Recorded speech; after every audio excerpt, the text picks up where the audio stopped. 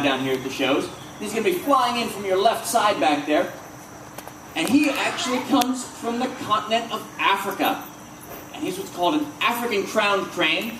He stands about 4.5 feet tall, and he has a 6-foot wingspan. He's going to come flying down here. Give him a little wave to let him know we're ready for him. And here he comes, everybody. Say hello to Lieutenant Dan.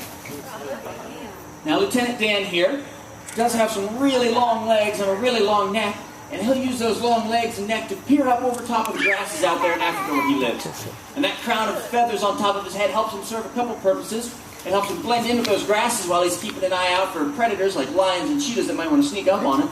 And it helps lady cranes and Lieutenant Dan here recognize each other from the nice little tuft of feathers on top of their heads. Now you might notice that Dan here has some pretty big feet. He'll use those feet to stomp around in the grasses and flush out bugs, which happen to be his favorite treat. And then he'll use that long neck and that big beak of his to grab up those bugs and gulp them down. He also has a hind toe on that foot, so that when he's done eating at the end of the day, he can fly up into a tree and perch. He's one of the only types of crane that has that toe, and that helps him get away from those predators that are trying to sneak up on him at night. Now these guys will also stay with their parents after they reach adulthood, so they can learn an intricate mating dance to help them find a mate once they're ready to go out on their own. Now he's going to make one more flight all the way back home there.